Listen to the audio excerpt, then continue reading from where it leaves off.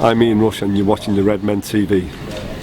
Hello, welcome to the Redmen TV. I'm Chris Pajak and we're doing a special one-on-one uncensored match build-up show, joined by Mr. Aubrey Reynolds to preview Liverpool versus Leicester or Leicester versus Liverpool, the King Power Stadium on Tuesday evening in the Premier League after deadline day. The reason we're doing it as a one-on-one special, hope you all know this by now, we're doing a massive sort of 9-hour live show in conjunction with Ball Street over on their YouTube channel, youtube.com/Ball Street channel. Go over there, subscribe now, and you can be in with a chance to win a shitload of fucking prizes that will be given away on the day. So we're doing this one special straight after we've drawn 0-0 with West Ham. Aubrey, we're playing top of the table, Leicester City. Claudio Ranieri's got that team absolutely pairing at the minute, hasn't he? What have you made of Leicester so far this season? The boss, aren't they? They're the revelation of this season. This season's a fucking weird season. Yeah. For a mass... They epitomise it though, don't they? Yeah, they do. It's a weird season for a load of different reasons. One, no one really wants to win the league because everyone's conspiring to not do as well. Or the level, the standard of competition has just got so high that anyone... Premier League's always been known as anyone can beat anyone. This year, it's definitely that. Also, the TV money came in, so good players are playing for teams that aren't known. They're not cannibalised by just the top 4 or 5 anymore. Leicester have got 5 or 6 players who are in with a good shout of finishing in the team of the year, which you would have never ever thought, ever. And if they win it, all 11, their starting 11 should be the team of the year, because for Leicester to win the league is insane. I know Claudio Ranieri was interviewed after their last match, and they said to him, "Can you win the league?" Because it was a game that took them top.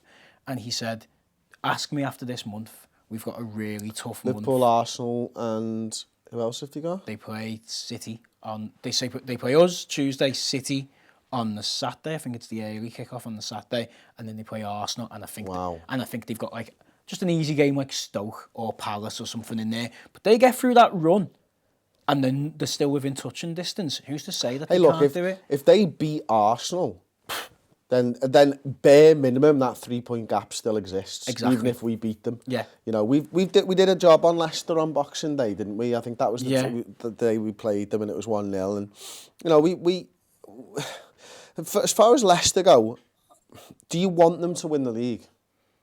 If we can't win it, yeah.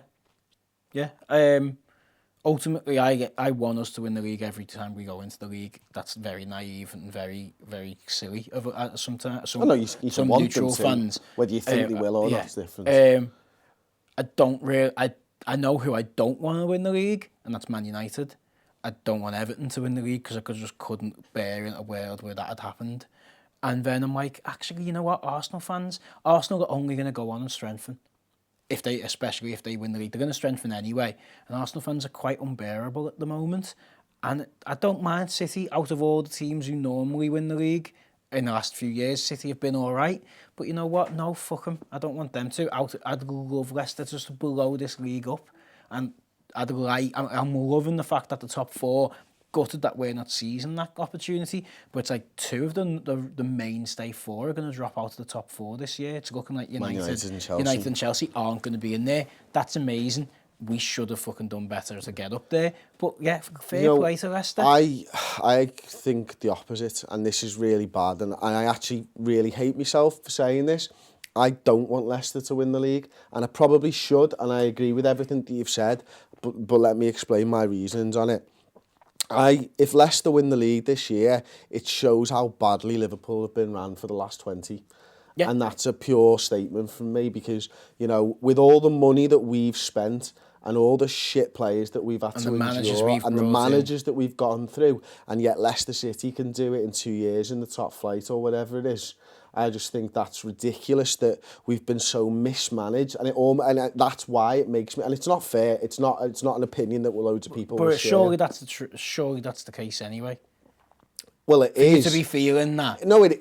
No, you're right. It is the case, but I don't like feeling about that. Feeling like that about my club. Yeah. So just seeing Leicester up there, it makes me wish for 13, 14 even more. And you know what? Fair fucks to Leicester. I think they've been absolutely brilliant this year, and I've loved watching them. But for me, and as a completely biased Liverpool fan, they've got more world-class players than Liverpool Football Club. Well, they've got one, Exactly. and we haven't. Exactly. Yeah, I actually think I think they've got 2, to be fair. You're classing Kante as world class. I don't know if he's quite world class yet because he's not sustained He's it. playing at a world class level. Yeah, that's the difference, isn't it, as well? You can have a world class player They've probably got 3 playing this season at a world class level. Yeah, definitely. I'm massively impressed with them. I think to take, first of all, Claudio Ranieri's, I know without going into the details of it too much, they sacked their manager from last year who kept them up, and they had a great run of form to stay up because they started the league really slow, didn't they? But they sacked him because of off the field and more political reasonings, didn't they? To go out and get Claudio Ranieri and to convince him to come, because he's managed top teams, to convince him to take on a Leicester, fantastic. Then for him to actually give it full gusto and to buy into it and he looks like he's enjoying himself. He's the manager other than Klopp, who you love to see on the sideline and in the press conferences and the reactions and stuff. He's honest. That's what I like about any manager who's honest. Yeah, Brilliant. And has a sense of humour about themselves and knows, look, it's serious. We talk about football an awful lot, and I feel it, and I think about football far too much and think about Liverpool Football Club. But ultimately, I do know it's a little bit trivial, and there's a bit more important things than it in the world. And I get that sense from Klopp and Ranieri. You know, they don't do the Mourinho where it's just absolutely ridiculously insane and bitter, but they're not really dismissive. They get it that it means a lot to fans and it means a lot to communities. And like you say, they've got Vardy, who's pushing it for the player of the season. You know, what a run he had, for the story Mahrez of that. as well. Mahrez is incredible. It's Ranieri's management of Mahrez, because Mahrez started the season, no one was talking about Vardy those first 5 games. It was all about Riyad Mahrez, wasn't it? And then he took him out. He took him out for like 2 games on the bounce, brought him on as a substitute in both games, still was getting productivity out of him. Great man management there, I think, because it would have been very easy for Mahrez to throw his dummies out the pram, wouldn't it, or whatever. But look, this is a Liverpool show. Let's talking about Leicester now. I've said some things that I already regret, and I'm sorry about that, Leicester fans, if you are watching. It's just me being bitter because you are better than us at the minute. Not for long, though. Next season, we'll finish ahead of you. Focusing on Liverpool for this game, we're going to go back to the normal team, do you reckon? Yeah, definitely. I think the players have had a night off, haven't they? They didn't play, so you've got pretty much I can see your starting 11 prediction off camera. 7 or 8 players are going to come in, 8, 9. You know, I personally think Lovren will start, but that's the only one. I think Lovren and Klein are the only, and Mingley obviously will. So the 3 first teamers will start. Lovren could be pulled out for Toure, but then pretty much everyone else. And I also think he will do the false 9 Firmino and play that system that we've seen him play. What do you think is important what do you think we learned from Boxing Day against Leicester and what we can maybe carry into this and try and get the 3 points? Yeah, that was the Origi game, wasn't it? So it's unfortunate that he's injured, because he gave us the physical, mobile threat, which Benteke gives you the physical, but it's not particularly the mobile threat. Not even that physical at the minute. Well, I was trying to be nice. But yeah, Origi, it's unfortunate that Origi can't play because he did play well for that first 30 minutes against Leicester. It's going to be a fight. I thought that was one of the games that we've been erratic under Klopp. Yeah. And when teams are a more skillful team, we've actually done a bit better against them because we've out-skillfuled them or we've out-gegenpressed them or whatever. It's the teams who are very physical that we've kind of struggled against, your Watfords, your Newcastles. And we actually out-fought Leicester. We got a little bit lucky, if you're being honest, and you think back to it, you know, we only won by 1 goal and they could have scored in that match a couple of times. But we have to be right up for it. They're going to be bouncing. Their fans must just be in dreamland. They're on top of the world. We're going down, actually, on Tuesday night. I can't wait for it because I want to see that stadium absolutely bouncing because their fans are fucking superb. Yeah. And rightfully so at the minute. Watching that football every week, you'd be buzzing, wouldn't you? Definitely. But look, we've got to focus on Liverpool. How do you think, if anyone is going to score for Liverpool, do you think it's going to all revolve around Roberto Firmino? Definitely. He is pretty much all our attacking threat at the moment, isn't he? Whether it's goals or whether it's the assists, whether it's his run, that's that nice. Let's get back to that nice interplay that we've seen at times, you know, where him, Lallana, unfortunately, Phil isn't there, and like Chan breaking in like back heels and little intricate manoeuvres on the edge of the box and working it so that players run in and just slot.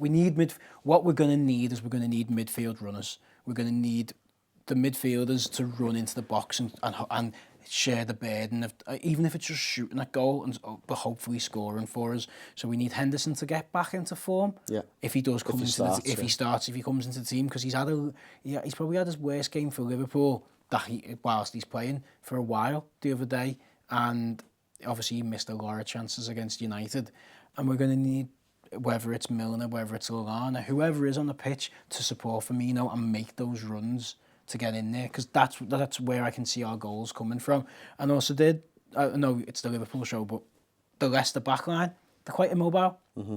They're tall and tough, aren't they? Hoof and Morgan, is it, at the centre halves? So I think we can get at them. How we can get at them, how we can have success, is by if we do get our high press game going, and if we do have mobility. And I think you're right. I think that's absolutely spot on. And the key for me, as well as that, is the midfield three. I think it'll be Lucas, Henderson and Emre Can. I think Emre Can's got closer and closer the last few games, not just scoring a goal. I think it's important that he supports the front three. And I think as far as Jordan Henderson, Lucas and Can goes, a three, if they are the players that start, they're going to have it tough against like a good midfield. Kante has been absolutely superb this season. For me, I put him in my top 3 Premier League players right now. So I just think he's absolutely superb. I think you could pick him up and you could drop him like Claude Makélélé into a Real Madrid side. Yeah. And I don't think that he'd be able to place at all, because that position is so specialist and he's so good that I think it's going to be key how we manoeuvre ourselves around him. So I think it's important that like it could be Milner, Henderson, Lallana, and it's how they work around Kante. They've got to pull him from one side to the other and maybe pull him to one side, fashion opportunity, but actually quickly move the ball back to the other side. And I think when he's pulled, the other one's got to make the run into that space, and you're only going to get a couple of chances to do it in the match because he is that good, and he's that good, and he's also in the form of his life. Well, that's it. And then the other midfielder for them is Drinkwater's come back off an injury a few weeks ago, didn't he? He slotted back in, affecting football matches. So the key battles for me in midfield, I think you're exactly right, though. If we can put a little bit of pressure on Huth and Morgan in the back line, we could see a couple of goals. So, score prediction, Aubrey? 2-2. 2-2. Okay, scores for us? For us, Firmino, both. Oh, nice. I'm going to go with 1-0 again for Liverpool. Yeah. I think if we can pick up 6 points against top of the table, then this could be the turning point in our season. No, I think Leicester have done remarkably well. As I say, that they're a side that I've enjoyed watching all season long. The only reason I don't want them to win the league is because it'll make me feel worse as a Liverpool fan. From a completely neutral, if I was completely unbiased, which I'm not, I'd want Leicester to win the league, because the way that they've played football has been an absolute joy to behold this season. Anyway, if you agree or disagree, which I'm sure you will, and any Leicester fans out there, I am sorry about my views. I am biased. I can't help it. I'm a Liverpool fan. I'm a little bit bitter that we've not won the Premier League. Look, you know what? You have got a good chance of winning the Premier League. Enjoy it while it lasts. Trust me, I enjoy 13-14, one of the best years of my life as a Liverpool fan. I remember us winning the league and stuff. I'm 33 years old, but, as an adult, I've not seen us get that close. You should fucking enjoy it, because it's an absolute pleasure. And when your team's playing the best football in the league as well, go and enjoy it. Go and enjoy it, honestly. If you agree or disagree, as I said, comments. Don't forget to drop a like on the video and subscribe to the YouTube channel, and check out the Starting 11 predictions show on the channel. Thank you very much for watching, and good night. January transfer window is here. The end is fast approaching, and that means one thing: deadline day. We're at Ball Street and the Social Club. We like to do things a little bit differently.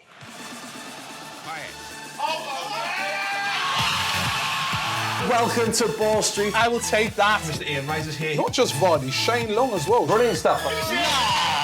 Breaking news coming straight in. It's not going anywhere for 45 million. Hey, oh my God. Hello, Robbie. Hopefully getting back on the silverware. 6 Premier League shirts up for grabs. Swansea have been offered the chance to sign Junio Hoylett. Any little digs you want to get into Arsenal before Robbie comes over? Why would he leave Leicester to go to Liverpool? Do you think he's made sufficient signing? 1, 2, 3, go. Oh my God! Spin the Robbie.